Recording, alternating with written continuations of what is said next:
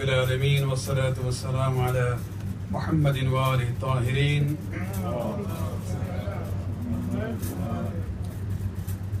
Sisters and brothers in Iman, Salaam Alaikum. It's not a majlis, don't worry about it. I'll make it very brief. I got involved in this program of the curriculum development by MCE in early 2013. I wasn't there in the Dubai conference or the meetings after that because similar initiative acts had been done in 80s and 90s to come up with a global curriculum, and I had some reservation whether this is going to work or not. But after being approached again and again, especially Safdarbai doesn't leave people alone once he wants them, I decided to come and attend the meeting which was here in UK. Went through it, looked at the presentation of Dr. Datu, especially his emphasis on moving from the conventional method of dividing the Islamic studies into four components, aqaid and tariq and fiqh and akhlaq, into an integrated system. Of course, I didn't just buy into that system right away. I went back, thought about it, studied more about it, and what I came to realize that actually this system has been there in Islamic education process, even though I didn't realize it at that time. When I look at the majlis, we start with the ayat of Quran. We bring history from the Prophet and the Aimma. We bring ahadith into it. So it's not just aqaid or fiqh or tariq, everything is together. So a good majlis actually would be the integrated method of imparting knowledge to the people. And when I looked at the Islamic studies curriculum used in Iran, as well as in Lebanon from 70s that they have, and I saw that they also do not go by the subjects, aqaid and tariq and fiqh and akhlaq and Quran. Everything is there all together. And that was kind of a response to the issues raised. I wasn't there in Dubai, but I'm told about the issue of tarbiyah. That why is it that people go through the madrasa system, but again there is disconnect between what they know and what they have been taught and how they live their life. And we see that a person who would be very punctual in namaz, for example, the same person after namaz, getting from the musalla, goes back to his business desk, doesn't really care about what is halal and haram, what is ghasbi or cheating or whatever. And that conflict that we see in the personalities is probably because of this element of missing the tarbiyat part. It is not an easy solution, and I don't believe that just having this curriculum is going to resolve that problem. That's a global problem, a wider problem of the community. There are different things which have to be in place to bring about a true, pious, muttaqi mu'min.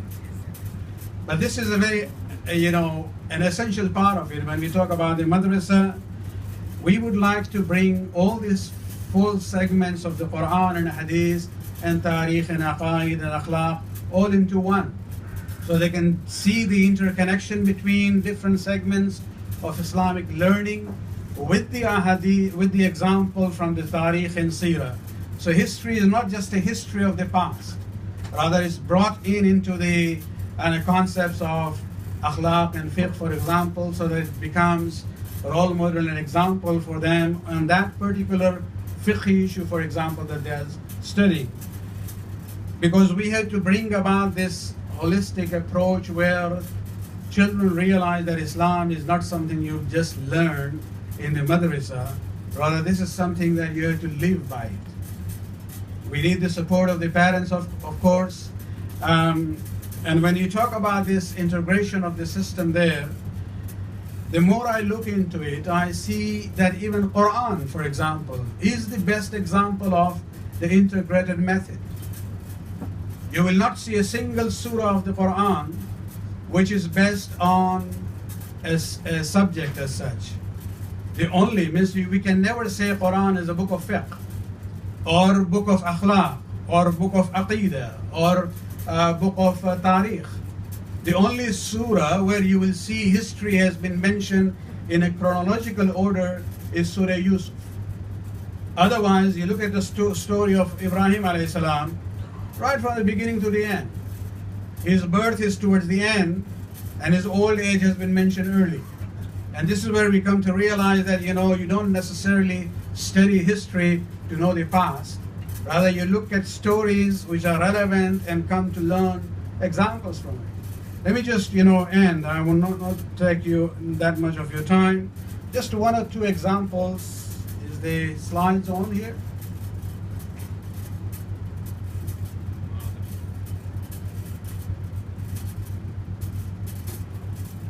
I hope there is no Hafiz of Quran here, otherwise they'll say, what is that missing there?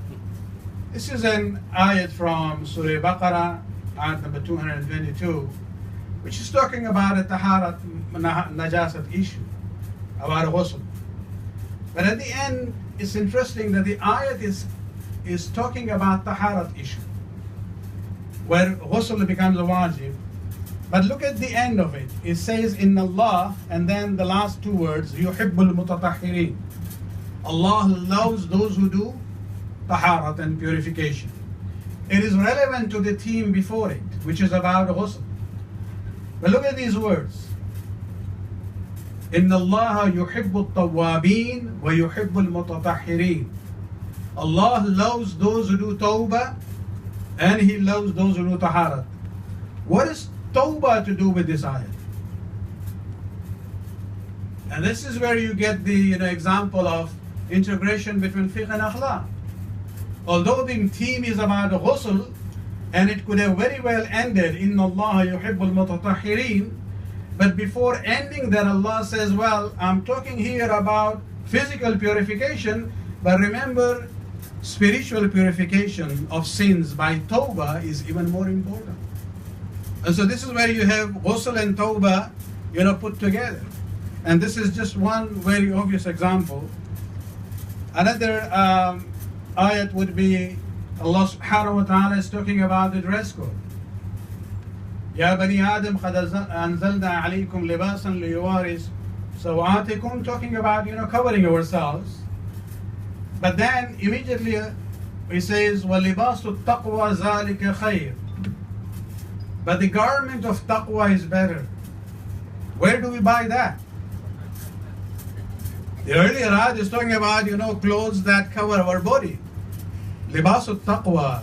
I don't know whether what federation is a shop for it or not. But think about it. This ayat is talking about clothing for the body, but then it says, remember, there is another clothing on a spiritual level. Taqwa is not a negative force, it's actually a positive force which keeps you immune from the sinful environment. This is where you see integration in the Quran itself. One more example from Hajj. Where Allah subhanahu wa ta'ala is talking about Hajj and what are the things forbidden in Ihram. And then He says, وَتَزَوَّدُوا. Here. And make provision. Provision for Hajj. Your ticket, expenses, money, transportation, everything. But then before He ends, He says, فَإِنَّ خَيْرَ الزَّادِ التَّقْوَى.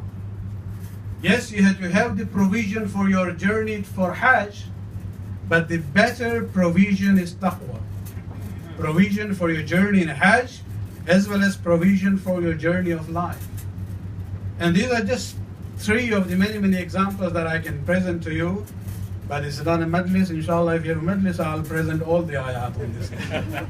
But this is where you see that even Quran talks about different, aspects of Islamic learning and values all integrated together. And that is basically the foundation of the new method.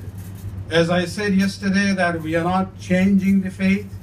We are just changing the method of delivering the message to our next generation. And hopefully if it can be done in a way where you looked at some of the samples that Brother Ali Nasser presented, especially when it comes to the teacher's guide. There are many, many things, and inshallah we are working on it to include some real examples for every lesson where teachers can engage the students to take lessons on their practical life, inshallah. Wassalamu alaikum wa rahmatullah.